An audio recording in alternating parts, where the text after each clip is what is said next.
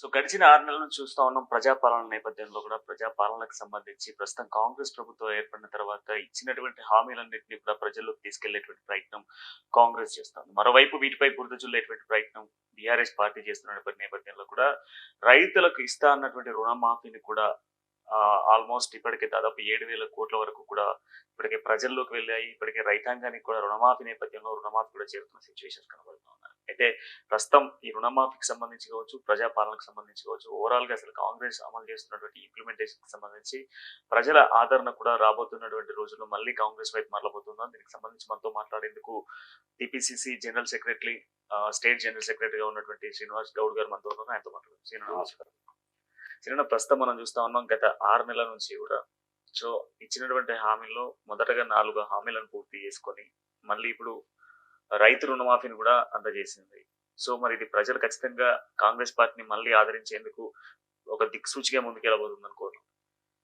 తెలంగాణ రాష్ట్రం ఏర్పడిన తర్వాత తెలంగాణ రాష్ట్రం కొరకు మన ప్రాంత ప్రజలంతా ఎన్నో త్యాగాలు చేస్తే ఏఐసిసి అధ్యక్షురాలు ఉన్నప్పుడు మా శ్రీమతి సోనియా గాంధీ గారు తెలంగాణ రాష్ట్రాన్ని ఏర్పాటు చేసిన తర్వాత కాంగ్రెస్ పార్టీ అధికారంలోకి రాలేకపోయింది. అప్పుడు టీఆర్ఎస్ని ఉద్యమ పార్టీ కానీ ప్రజలు నమ్మి వాళ్ళకి పట్టం కట్టారు. 10 సంవత్సరాలు వాళ్ళు పాలిచ్చారు. ఎన్నో రకాల వాళ్ళు కూడా మేనిఫెస్టోలో పెట్టి ఏవేవి ఇవ్వాల్సిందో ఇవ్వకుండా కొన్ని స్కీమ్స్ ఇచ్చి ప్రజల్ని మభ్యపెట్టి 5 సంవత్సరాలు అధికారంకి వచ్చారు. మళ్ళీ నెక్స్ట్ 5 సంవత్సరాలు కూడా వచ్చారు. తెలంగాణ ఏ విధంగా దోచబడ్డదో ప్రజలు అర్థం చేసుకోవడానికి 10 సంవత్సరాలు పట్టింది. గత 5 సంవత్సరాల సంది మన ప్రస్తుత కాంగ్రెస్ ముఖ్యమంత్రి గారు శ్రీ రేవంత్ రెడ్డి గారు, అప్పుడు పిసిసి అధ్యక్షుడు మరి బట్టి విక్రమార్క గారు, స్పీకర్ ప్రసాద్, అటువంటి నాయకులంతా కూడా తెలంగాణ రాష్ట్రంలో కాంగ్రెస్ పార్టీ నాయకులంతా కూడా తెలంగాణ ప్రజలకు ఏం కోరిరు ఏమి ఇచ్చామనే ఆలోచనతో టీఆర్ఎస్ పార్టీ మోసం చేసిందని గ్రహించి కాంగ్రెస్ పార్టీ అధికారంలోకి వస్తే ఈ యొక్క మేనిఫెస్టోలో పెట్టి ప్రజలకు, తెలంగాణ ప్రజలకు ఏమేమి అవసరం అనే దానిలో భాగంగా ఒక 6 గ్యారెంటీలు మనం ఇచ్చిన 6 గ్యారెంటీలు కూడా ఎటువంటి అంటే, ఒకటి మెయిన్ రైతు రుణమాఫీ, మహిళలకు 2,500 రూపాయలు అనే నెలకు పెన్షన్, గ్యాస్ సిలిండర్ 12,000-1,800 దానికి 500కి ఇవ్వాలనే ఆలోచన. మరి అదేవిధంగా దిగువ స్థాయిగా ఉన్న ఆర్థిక దరిద్ర రేఖ కింద ఉన్న వాళ్ళందరికీ కూడా 200 యూనిట్ల కరెంటు ఉచితంగా అదొకటి. ఇట్లా చెప్పుకుంటూ పోతే 6 గ్యారెంటీలు. మహిళలకు బస్సులు, ఉచిత బస్సు సమన్ పెట్టారు. రేవంత్ రెడ్డి గారి మాటలు, మరి ఏఐసిసి కాంగ్రెస్ పార్టీ రాహుల్ గాంధీ ఇచ్చిన మాటలన్నీ అధికారం ఇచ్చారు మా కాంగ్రెస్ పార్టీ. ఇచ్చిన తర్వాత గత 10 సంవత్సరాలు రాష్ట్ర ఆర్థిక పరిస్థితి ఏ విధంగా చేసి పెట్టాడని తెలుసు. 7 లక్షల కోట్ల అప్పులు చేసి కాంగ్రెస్ పార్టీకి అధికారం అప్పచెప్పాడు కేసీఆర్. ఇది చూస్తే ఆర్థిక పరిస్థితి మొత్తం రాష్ట్రం దివాలా తీసింది. శాసనసభ ఎన్నికలు కాగానే మళ్ళీ ఇమీడియట్గా లోక్సభ ఎన్నికలు వచ్చాయి. ఈ బిట్వీన్ 7 నెలలు అయింది మా కాంగ్రెస్ గవర్నమెంట్ వచ్చి. 7 నెలల్లో 2 ఎలక్షన్స్ ఫేస్ చేయాల్సి వచ్చింది. ప్రజలు నమ్మారు. మా శాసనసభలో ఇచ్చిన సీట్లు కాక మేము ఈ 6 గ్యారెంటీలో ఒకటి అమలు చేసాం. మనం ఎలక్షన్ కి ముందు 2 అమలు చేసినా కూడా ఉన్న 17 సీట్లలో 16 అనుకోండి ఎంఐఎం పోతే 8 సీట్లు మాకు ఇచ్చారు. అప్పుడు ఏంటంటే మోదీ గారు రామ మందిరం అని జనాలను అట్లా కొంచెం మభ్య పెట్టారు బీజేపీలు. అది కాకపోతే దాదాపు 14-15 సీట్లు మేము రేవంత్ రెడ్డి గారు గెలుచుకునే పరిస్థితి. మరి ఈనాడు ఆర్థిక పరిస్థితి చక్కదిద్దడానికి కాంగ్రెస్ పార్టీకి మాకెంత ఇబ్బంది అవుతుందని చూస్తున్నారు. నెలకే 20,000 కోట్ల రూపాయల ఇంట్రెస్ట్ తో పాటు తెచ్చిన డబ్బులు కట్టడానికి అవి కూడా మ్యాచ్ చేసుకుంటూ మరి స్కీమ్స్ అని ఇంప్లిమెంట్ చేసుకుంటున్నారు. తెలంగాణ ప్రజలకు లేని ఆవేదన ప్రతిపక్షాలకు ఉన్నాయి. ఎప్పుడు ఇస్తారు. ప్రజలు మమ్మల్ని నమ్మారు కాబట్టి 8 సీట్లు ఎంపీ సీట్లు ఇచ్చారు. ఇప్పుడు ఒక్కొక్కటి కూడా ఇంప్లిమెంట్ చేసుకుంటూ వస్తున్నారు.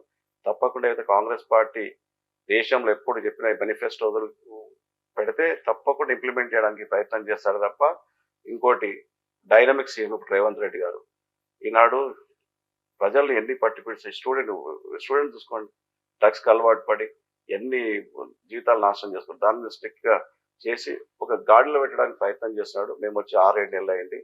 ఇంకా ముందు ముందు పాలన మీరు చూడబోతారు రేవంత్ రెడ్డి గారిది.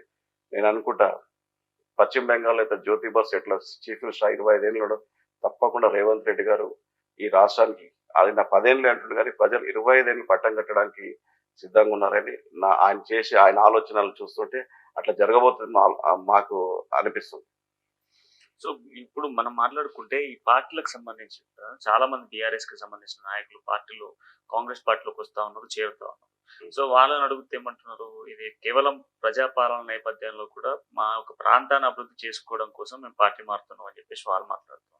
అది ఖచ్చితంగా ఇదంతా కావాలని బీఆర్ఎస్ ను దించేందుకే కాంగ్రెస్ కుట్రపూరితంగా కూడా బీఆర్ఎస్ ఎమ్మెల్యేలు తీసుకెళ్తుంది అని బీఆర్ఎస్. అది వాళ్ళు అది ఉండొచ్చు. టిఆర్ఎస్ పెట్టి అధికారంలో వచ్చినాక తెలంగాణ స్వేచ్ఛను కోరారు. అక్కడ ఉన్న ఎమ్మెల్యేలకే వాళ్ళకు సీఎంని కలవాలంటే ఒక ఎమ్మెల్యే అంటే మా సీఎం గారు ఒక 1 అవర్ ముందు అపాయింట్మెంట్ తీసుకుంటే ప్రతి ఎమ్మెల్యేని కలుస్తారు. 10 ఏళ్ళ వాళ్ళ ఎమ్మెల్యేని కలిసింది ఒక 10-20 సార్లు ఉండొచ్చు. ఆ సీఎం గారు నియంత పాలన చేశాడు, గడిల పాలన చేశాడు కాబట్టి వాళ్ళకి చెందారు. తెలంగాణ 119 సీట్లలో అర్బన్ ప్రాంతంలో మొత్తం గ్రామీణ ప్రాంతాల్లోని కాంగ్రెస్ పార్టీ గెలిచింది. ఈ సిటీ సరౌండింగ్ లో మొత్తం కొంచెం బీఆర్ఎస్ కి పట్టుంది. కాంగ్రెస్ అధికారంలోకి వచ్చిన ప్రజల పాలన అట్లా ఉంటే అందరికి సీఎం గాని ఒక టీమ్ గా వర్క్ చేస్తారు. ముఖ్యమంత్రి అంటే కేబినెట్ మినిస్టర్ గాని ఎమ్మెల్యే గాని వాళ్ళ అంత ఎమ్మెల్యేలే ఒక మంది అందరు కేసీఆర్ గారు కళ్ళకు కూడా వాళ్ళు విసి చెంది పార్టీ మారుతున్నా అనుకుంటాం. కానీ అభివృద్ధికి వచ్చినా ఏడికి వచ్చినా తెలంగాణ ముఖ్యం, తెలంగాణ డెవలప్ కావాలా. విత్ ద పార్టీలు కూడా మాకు సీఎం గారు చెప్పింది ఏంటంటే కార్యకర్తలు కూడా పనిచేశారు. అధికారం తేయడానికి వాళ్ళతో మేము ఎన్నో కష్టాలు పడ్డాం, కేసులు అయినాయి. మేమంతా సీనియర్ కాంగ్రెసే. కానీ ఇప్పుడు రాష్ట్రానికి పరిపాలించడానికి ఆయనకు మెజారిటీ ఏం అవసరం ఉందో అధినాయకత్వం ఎట్లా చేస్తే అట్లా చేసుకుంటాం. గత ప్రభుత్వం మాదిరిగా వాళ్ళు చేసిన అవినీతికి మాత్రం ఇక్కడ తావుండదు. కేసీఆర్ పాలన ఎమ్మెల్యేలు ఏమేం చేశారో అందరూ తెలుసు. కానీ ఇక్కడ అట్లా ఉండదు. కాంగ్రెస్ పార్టీలో స్వేచ్ఛ ఉంటుంది. ఒకవేళ నేను తప్పు చేస్తే నా పక్కోడు చెప్తుంటాడు. కాంగ్రెస్ లో నైజం అందరూ యునైటెడ్ గా రాష్ట్రాన్ని అభివృద్ధి చేసుకుంటే తప్పులేదు. సో ఇప్పుడు రైతు రుణమాఫీకి సంబంధించి మాట్లాడితే రుణమాఫీ దాదాపు 2 లక్షల రుణమాఫీ చేస్తా అని చెప్పేసి ఎన్నికల ముందు మాట్లాడిన మాట. అది డిసెంబర్ నుంచి వస్తే ఆల్మోస్ట్ ఆగస్టు వరకు చేరుకుంది. ఆగస్టు 15 లోపు కంప్లీట్ రుణమాఫీ చేస్తామని చెప్పారు. మరి ఇప్పుడు కేవలం చూస్తే ఏదైతే ఎకరం లోపు 1,00,000 రుణమాఫీ లోపు ఎవరైతే ఉందో వాళ్ళకి సంబంధించిన రుణమాఫీ మాత్రమే ఇప్పుడు ఆల్రెడీ వాళ్ళకి పడిపోయింది. మరి మిగతా వాళ్ళకి సంబంధించి ఆగస్ట్ 15 లోపు కంప్లీట్ అవుతుందా, లేదంటే 7,000 కోట్ల అప్పు ప్రతి నెల కడతా ఉన్నారు. ఆర్థిక సంవత్సరంలో ఉన్న 7,000 కోట్లు నెల రాగానే 7,000 కోట్లు కట్టాల్సిన సిచ్యువేషన్స్ ఉన్నాయి. సో వీటన్ని బిహైండ్ చేసుకుంటే ఎట్లా కట్టబోతుంది?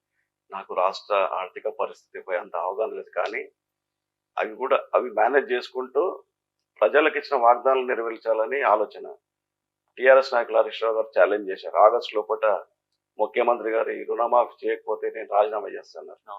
కానీ దాన్ని ఫస్ట్ ఫేజ్ లో ఇప్పుడు 7,000 కోట్లు ఏమో నేను ఇచ్చాడు ఎకరం లోపల, అది ఆగస్టు లోపల కంప్లీట్ చేస్తాడు. అది దానికి తిరుగుండదు. ఏదైనా ఇచ్చిన మాట ఉందో తప్పకుండా ప్రయత్నం చేస్తున్నారు. కేంద్రం నుంచి వచ్చే నిధులను తీసుకోవడానికి ప్రయత్నం చేస్తాడు. అప్పుడు ఒకరోజు ఎట్లుంటుండే గతంలో తమిళనాడు తీసుకుందాం. ఏ పార్టీలకు ఉన్న సెంట్రల్కి వెళ్ళి వచ్చే నిధులకి ఏ పార్టీ అయినా అడ్డు చెప్పేది కాదు. అదే రాష్ట్రానికి వచ్చే నిధులు తెచ్చుకునే ప్రయత్నం చేయడము ఏ పార్టీ అయినా కావచ్చు, బీజేపీ తెలంగాణ ఎంపీ కావచ్చు, కాంగ్రెస్ ఎంపీ కావచ్చు, టీఆర్ఎస్ ఉన్న ఎంపీలు కానీ ఎవరున్నా రాష్ట్రానికి వచ్చే కేంద్ర నిధులని ఎవరు కూడా ఆపకుండా ప్రయత్నం చేసి తన రాష్ట్రాన్ని డెవలప్ చేయడానికి ప్రయత్నం చేయాలి. ఇప్పుడు ఎట్లుందంటే బీజేపీ వాళ్ళు కాంగ్రెస్ పేరు వస్తుందేమో తెస్తానా వాళ్ళు వచ్చే స్కీమ్స్ అన్ని కూడా కొంచెం డిలే చేస్తున్నారు. అది కాకుండా ముఖ్యమంత్రి గారు చూసి వచ్చే నిధులు మరి రాష్ట్రానికి వచ్చే ఆర్థిక ఏవైతుందో అవన్నీ కలిపి ఇచ్చే 6 గ్యారెంటీలు మాత్రం 100% చేయడానికి ప్రయత్నం చేస్తారు. మా ప్రభుత్వం వచ్చి 6 నెలలు అయింది, 1 ఇయర్ కాలేదు కదా. ఇప్పుడు దూసుకుపోయే ప్రభుత్వం మాది. రేవంత్ రెడ్డి గారిది క్యాబినెట్ ఎట్లా ఉందంటే యునైటెడ్ గా అసలు బట్టి విక్రమార్కకుండా నాలెడ్జ్ రేవంత్ రెడ్డి గారు, శ్రీధర్ బాబు ఈ విధంగా చెప్పుకుంటూ పోతే ఒక థరో నాలెడ్జ్ ఉన్న నాయకులు మా కాంగ్రెస్ పార్టీలో ఉన్నారు. పాలన ఈ రోజు ఒక రుణమాఫీ 1 ఎకర్ చేసినందుకే ప్రజలంతా సంతోషంగా ఉన్న రైతులు. మరి ఆగస్టులో మొత్తం రుణమాఫీ చేసిన తర్వాత వాళ్ళ పరిస్థితి మెరుగుపడుతుంది. ఇక చూస్తూ పోతారు మీరే. ఈ రాష్ట్ర ప్రజలంతా సంతోషంగా ఉంటారు. లా అండ్ ఆర్డర్ ఇది ఒక డ్రగ్స్ అవుట్ చేయడానికి ఎన్నో కఠిన నిర్ణయాలు తీసుకుంటారు సీఎం గారు. ఎటువంటి సీఎం మన రాష్ట్రానికి అవసరం. మేము కూడా ఆయనతో ట్రావెల్ చేస్తున్నాం 5, 6, 8 ఇయర్స్ నుంచి. రేవంత్ రెడ్డి గారు ఆయన చురుకుదనం, ఆయన పద్ధతి ఒక సీఎం గా ఫీల్ కాదు. మేము కార్యకర్తల ముందే సీఎం ఎట్లా సీఎం అంటే మా కళ్ళకు నా పేరు గుర్తుపెట్టి సీఎం ఎట్లున్నావు బాగున్నా అంటే ఇటువంటి నాయకుడు రాష్ట్రానికి అవసరం అంటే ప్రజలకు కూడా మేలు జరుగుతుంది. కన్స్ట్రక్టివ్ గా కార్యక్రమాలు జరుగుతాయని ఆలోచన మాకు ఉంది. సో ఇప్పుడు మీ గౌడ సామాజిక వర్గానికి సంబంధించి కూడా ఎక్స్గ్రేషన్ ప్రకటించడంతో పాటుగా ప్రమాదవశాత్తు జరిగిన వాళ్ళకు కూడా మేము ఎల్లప్పుడూ తోడు ఉంటామని చెప్పడం జరిగింది. ఐఐటి సంబంధించిన వాళ్ళతో లేటెస్ట్ టెక్నాలజీకి సంబంధించి కూడా మాట్లాడుతాం. ఈ ఎవరెస్ట్ ఎక్కిన పిల్లలు ఏదో ఆలోచన చేసి గౌడన్నలు వాళ్ళు చెట్టు ఎక్కాలంటే 50-60 ఫీట్లు తాటి చెట్టు ఎక్కాలి. ఏదైతే ఫ్లైట్ నడిపించే పైలట్కి ఎంత కష్టమో తాటి చెట్టు ఎక్కేంత ఈతన్నా కూడా అదే. పొద్దున ఎక్కిందంటే కిందికి వచ్చేంత ఉండదు. ఆ వృత్తి అలవాటైన తర్వాత ఇంకో పంచి ఆలోచన ఉండదు. ఎంతో మంది ప్రాణత్యాగ పోయాయి అది చెప్పుకుంటే వందల్లో చనిపోయేవారు. దానికి పిల్లలు వాళ్ళకి హ్యాట్సప్ చెప్పాలి. ఒక మనిషి నిండు ప్రాణం పోతుందని వాళ్ళకి సేఫ్టీ మెజర్స్ అది ఇచ్చారు. దాని కొరకు మన రాష్ట్ర ముఖ్యమంత్రి గారు మొన్న మీరంతా చూశారు పోయినరు. గౌడన్నల గురించి ఏ విధంగా ఆయన చేశాడు. ఆ పెండింగ్ లో ఉన్న కూడా 7 కోట్ల రూపాయలు రిలీజ్ చేశాడు. ఈ ప్రభుత్వం అన్ని వర్గాలకు కూడా మంచి చేస్తున్న ఆలోచన ఉంది. ఏ సామాజిక వర్గానికైనా ఏది కావాలో చేయాలని ఆయన ఆలోచనతో ఉన్నాడు. ఒకే సామాజిక వర్గం కాకుండా రాష్ట్ర ప్రజలంతా సుభిక్షంగా ఉండాలనే ప్రయత్నం తప్ప కాంగ్రెస్ పార్టీది ఇంకేం లేదు. ఇంకా ఈ 5 ఏళ్ళు చూడండి, 5 ఏళ్ల తర్వాత ఎట్లుంటుందో రాష్ట్ర పరిస్థితి. సో ఇదంతా ఇంపాక్ట్ అంతా లోకల్ బాడీ ఎన్నికల మీద చూపించే ప్రభావం కనిపిస్తుంది. అది లోకల్ బాడీ ఎలక్షన్స్ అంటే అది ప్రాసెస్. లోకల్ బాడీ ఎన్నికలు అయితేనే స్థానిక సంస్థల ఎన్నికలు అయితేనే కేంద్రం నుంచి నిధులు తీసుకురావడానికి తొందరపడుతుంది తప్ప ఈ రైతు రుణమాఫీ చేసి మీద లబ్ధి పొందాలనే ఆలోచన లేదు. ప్రతిపక్షాలనే మాట్లాడిందంటే ఇటువంటి సీఎం తట్టుకోలేము. అవినీతి చేయడు, చురుగ్గుంటాడు, దేని చేసినా అదో పద్ధతిగా ఉంటుంది అనే ఆలోచనతో ఇప్పుడు ఏదన్నా ఆయన్ని కొంచెం బదలాలు చేస్తే ప్రజలకి డైవర్ట్ అవుతారేమో అనే ఆలోచనతో వాళ్ళు చేస్తారు తప్ప ఈ రుణమాఫీ 6 గ్యారెంటీ ఇచ్చినప్పుడే చెప్పారు చేస్తాని. కేసీఆర్ ప్రభుత్వం చేయలేరు కదా, ఇప్పుడు చేస్తున్నాడు కదా. ఆర్థిక పరిస్థితి దిగజారినా కూడా దాన్ని ఎట్టెట్టు చేస్తున్నారో మేమే ఆశ్చర్యపోతున్నాం. చేసి తీసుకొస్తున్నాడు. ఇంకా లేటెస్ట్ ఇది స్థానిక సంస్థలు మొన్ననే ఎంపీ ఎలక్షన్ కొట్టినాం. మా వైపు ఉన్నారు, అవి పెద్ద పనిగా 100% మేము కొనుక్కుంటాం. ఇది కంటిన్యూ జరిగే ప్రాసెస్ ఇదండి. సో ఇంకొకటి ఏంటంటే ప్రధానంగా ఇప్పుడు ఉన్నటువంటి సిచ్యువేషన్స్ లో గతంలో ప్రజాపాలన అని చెప్పేసి ప్రజాపాలన అని చెప్పేసి మాట్లాడిన కాంగ్రెస్ పార్టీ ఇప్పుడు నిర్బంధ పాలన చేస్తుంది. ఎక్కడికక్కడ నిర్బంధించేటువంటి ప్రయత్నం చేస్తుంది. అందరినీ అరెస్ట్ చేస్తా ఉంది. విద్యార్థుల పట్ల కూడా ఇచ్చినటువంటి హామీలో విద్యార్థులను కూడా మోసం చేస్తుంది అని చెప్పేసి ప్రతిపక్ష పార్టీలు చెప్పుకుంటా ఉంది. ఏవో చూస్తున్నాం కదా, ఇప్పుడు స్టార్ట్ అయితే గవర్నమెంట్ విద్యార్థులకు కొంచెం యువత కూడా ఆలోచించాలా. ఏది చేసినా తెలంగాణ యువతకే మంచి చేయాలి, విద్యార్థులకు మంచి చేయాలని ఆలోచన ప్రభుత్వం ఉంది. ఇక రెచ్చగొట్టే నాయకులు ఉంటారు, దాన్ని కొంచెం అట్లా ఇదవుతారు. ఏది జరిగినా మంచిగా అయిపోతారు కాంగ్రెస్ పార్టీ అనే ఆలోచన మా అందరికీ. అంటే అరెస్ట్లు చేస్తున్నారు, నిర్బంధిస్తున్నారు అని చెప్పేసి కూడా మాట్లాడుతున్నారు నాయకులు. దీనికి ఏం చెప్తారు? దేని కొరకు అరెస్ట్ చేస్తున్నారు? ఇప్పుడు ఏదైనా ధర్నా చేయాలన్నా, నిరసన వ్యక్తం అదేం లేదు. చేయాలి, వాస్తవం వాళ్ళకి నిజంగా అన్యాయం జరుగుతుంటే ధర్నాలు చేస్తే మేము ఏది కాదు. కేసీఆర్ ప్రభుత్వంలో మాకు ధర్నా చౌక్ వెళ్ళి ధర్నా ఏదైనా ప్రజా సమస్యలు మేము పోరాడాలనుకుంటే పొద్దున్న 4 గంటలకు వచ్చి పోలీస్ డిపార్ట్మెంట్ 4 గంటలకు మా ఇంట్లో కూర్చొని తీసుకొని పోతుంది. ఒక మంచి పెద్ద నాయకుడు లేదు, చిన్న కార్యకర్తలే తీసుకుపోయాడంటే ఆడ ఒక క్రిమినల్ లా కూర్చోబెట్టేవాళ్ళు. అది అట్లా ఏముండదు. ఆలోచనతో ఏ విధంగా ఉంది అది కొంచెం నాకు అందులో అవగాహన లేదు కాబట్టి దాన్ని నేను చెప్పలేను. సో ఖచ్చితంగా ఇచ్చినటువంటి హామీలను నెరవేర్చి మళ్ళీ 10 ఏళ్ల పాటు ప్రజల్లో ఉంటాము అని భరోసా కాంగ్రెస్ పార్టీ ఇప్పుడు ప్రజలకు కల్పించబోతుంది. ఇప్పుడు 10 ఇయర్స్ అని రేవంత్ రెడ్డి గారు చెప్పారు, 10 ఇయర్స్ కుర్చీలు ఉంటాడని. నేను చెప్పాను కదా, పశ్చిమ బెంగాల్ చీఫ్ మినిస్టర్ గారు జ్యోతి బసు 25 ఇయర్స్ చేశారు. ఈయన ఏవైతే చేయాలనుకుంటున్న రాష్ట్రానికి 25 ఇయర్స్ రేవంత్ రెడ్డి గారు సీఎం ఉండబోతున్నారని ఆయన ఆలోచనలని మాకు అట్లా అనిపిస్తుంది. ఎందుకంటే చెప్పిన హామీలు కానీ ఇప్పుడు లా అండ్ ఆర్డర్ ఎంత ఇది ఉందండి. డ్రగ్స్ ఎట్లా వచ్చింది మాది, చిన్న డ్రగ్స్ దాకా ఎంత గంజాయి చాక్లెట్స్ అంటారు ప్రతి షాపులలో. దాని మీద కూడా స్ట్రిక్ట్ గా చేస్తున్నాడు. ఇప్పుడు యువత భవిష్యత్తు బాగుంటేనే, యువత ఉంటే దేశ భవిష్యత్తు బాగుంటుంది. ఆయన చేసే పనులు బాగున్నాయి. 100% ఒక 1 year టైం ఇస్తే ఆ తర్వాత what is Revanth Reddy, what is Congress తెలుసు. కంప్లీట్ గా ఖచ్చితంగా ప్రజల్లో ఉండబోతున్నాం 100%. ఇంకోటి మా ప్రాంతానికి వచ్చే వరకు మా మైలార్తోపల్లి డివిజన్లో కాటదన్ పారిశ్రామిక వాడు ఉంది. దాదాపు ఒక 50,000 మంది పనిచేస్తారు. అక్కడ కార్మిక చట్టాలు ఏవైతే మినిమం వేజెస్ ఇవ్వాలని ఉంటారో అవి కూడా ఇవ్వడానికి దిక్కులేదు. అవి కూడా దాని మీద కూడా మేము సీఎం దృష్టికి తీసుకెళ్ళి కార్మికులకు న్యాయం చేసే ప్రయత్నం చేయాలని ఆలోచిస్తున్నాం. ఈ ప్రాంత ప్రజలైతేనేమో కొంచెం ధైర్యంగా యజమానిని అడిగి చేయగలుగుతారు. దేశం మొత్తం నుంచి వచ్చిన కార్మికులు ఉన్నారు.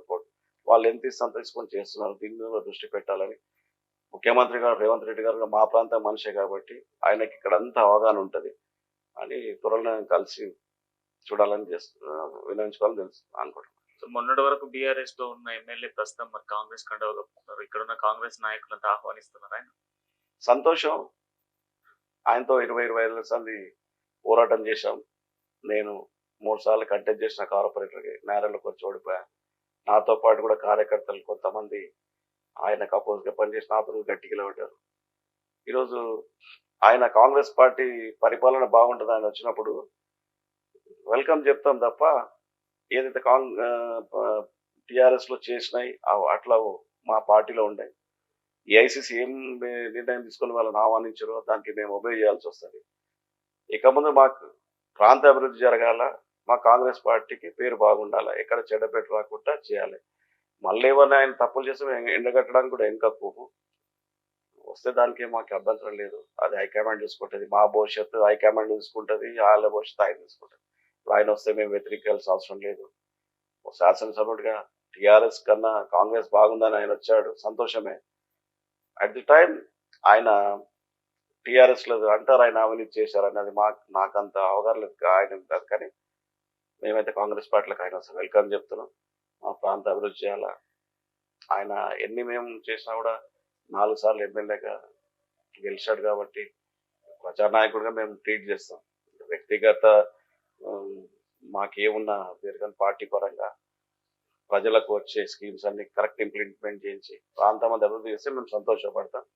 మంచి పనులకు సహకరిస్తాం ఆయన, కానీ ఆయన చేసిన తప్పులను మేము సహకరించాం. Thank you sir. Thank you brother.